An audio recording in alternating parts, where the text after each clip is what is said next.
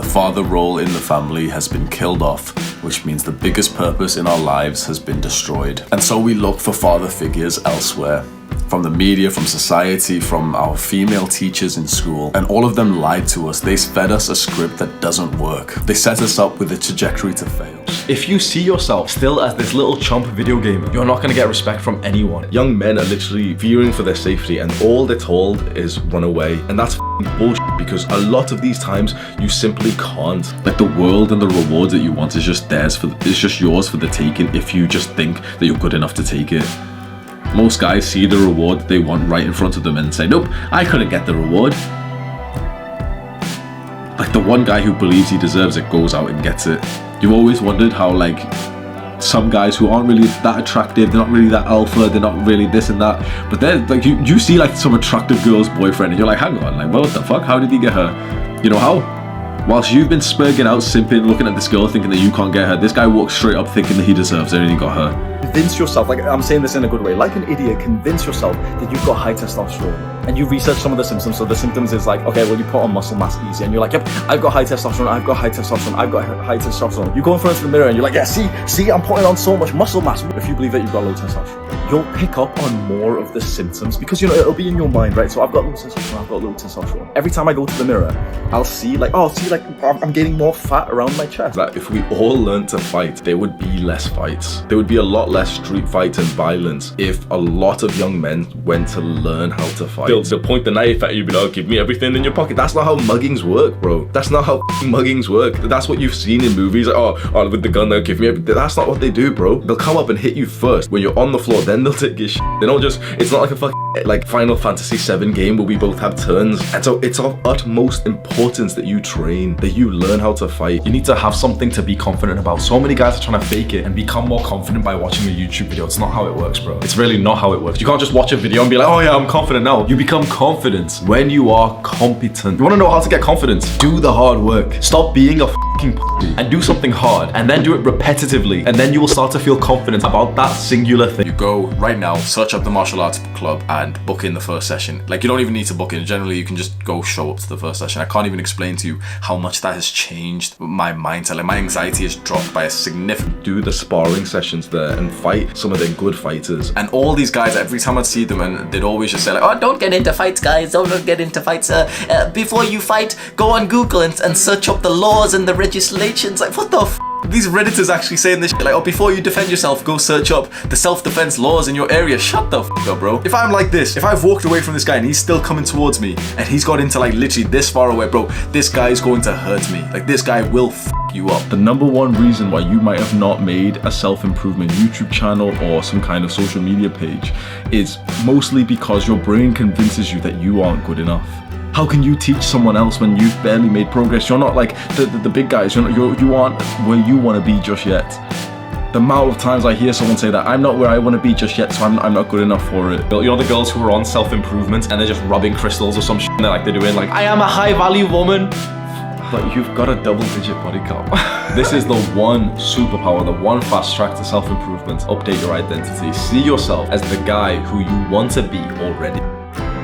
It's so easy with like the content you consume to have such a dark, negative view of relationships. Like, most people think relationships aren't worth having these days, but most people want to have a relationship. You've got to understand that the stuff you see online is like the negativity sells. You know, the guy who makes a video saying like, all women are hoes, all women are cheating. That's gonna get a lot of attention and views because it's so like enticing, it's so like emotional to us. One thing that's so incredibly important for you to take responsibility for is your own mental health. If you believe right now that most people can't be trusted, if you think that, you know, men ain't shit, if you think that girls are all hoes and stuff, please believe me when I say that that is literally just a symptom of your mental health, and your mental health cannot be good. There's so many girls I meet who say like, all lads are liars, all lads are like, all lads are cheaters. There's so many guys I meet who say the same thing about girls, and what they don't realize is like, no, not all guys are liars, not all women are hoes. The ones that you come across, the ones that you attract are, and that's because you are what you attract. confidence. Because confidence isn't just an all-around, yep, I'm a confident guy. No. It's what you're confident at. And so if you want to be a confident guy, you need to be competent at so many different things. You need to know how to navigate friendships, relationships, how to date women, how to sleep with women, how to actually kiss them properly. You need to know how to play sports. You need to know what to do when you're playing sports and that head friend of yours who's not actually a friend like pushes you too hard. You need to hit life in so many different areas, and this is such an unsexy answer for me to give you. It would have been so much better for me to just give you like a big motivational speech and tell you, yeah, confident, you should be so confident, bro. I actually want to help you. No matter what you think, no matter how like much of a troll this guy is, no matter how scared we are of these negative comments, there's always like a little bit of truth in them. Not the whole truth. And this is where that like 1 hour of video games excuse comes in, where it's like, oh, I don't have enough time to start the business to help other people, but I've got enough time to play some video games and, you know, do some like fucking Netflix shit. You've got time, bro.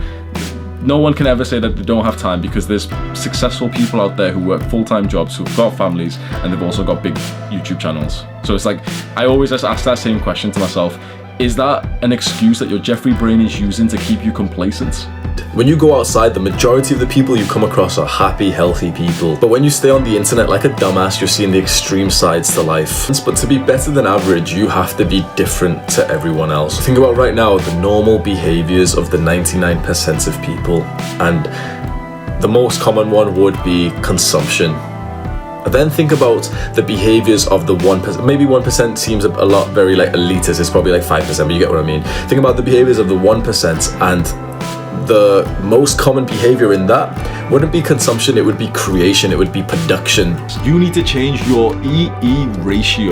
The EE ratio is something that old school success gurus, Brian Tracy and Jim Rohn, talked about. These are like the legends. I know you've heard about success gurus and they're like scammers or something. These are like the legends. Your EE ratio is the ratio of how much entertainment you consume to how much education you consume. Most people's ratio is heavily skewed on the entertainment side. All they're thinking about is getting as much pleasure as possible, and so they watch entertaining movies and TV shows and YouTube videos. They're listening to music all the time. But the successful, intelligent people that you wanted to be more like, their ratio skewed like this. Education is way up here. Their consumption of entertaining media is at bare minimum. Your own brain is against you. What if you just turn your brain off? What if you just start, like, you split your brain in half and say to yourself, no, like, I'm gonna argue with my brain from now on. When my brain says, no, I can't do that thing, I'm gonna be like, no, fuck you, Jeffrey Brain. Yes, I can. No, you shouldn't go to the gym. No, fuck you. I will go to the gym. I don't care if I don't feel like it. I'll go anyway. You need to like destroy, like stamp out that part of your brain that's keeping you in the position of life that you don't want to stay in. Choosing to brainwash yourself to just numb the pain, like, oh, I've had a hard day, so I'm just going to play 1 hour of, shut the up. I'm just gonna play 1 hour of video. Shut up, bro. Have some respect for yourself. Why are you doing those things? Have you ever actually asked yourself why? Most people ask how. Most people ask what. They ask, how do I become immune to society's influence? How do I reduce my Instagram time? Most people don't have the confidence and the humility, that's the perfect word for it, to ask why. Why am I on Instagram? Why am I on YouTube? Because you think you're a piece of shit. That's exactly why. You're on YouTube because you think you're a piece of shit. Your self-esteem is so low, and so you're searching for the answer. You're on Instagram because you think you're a piece of shit. You think you're not as attractive as you could be, and you need more validation. You need more likes. You need people to watch your stories because that gives you a sense of self-worth.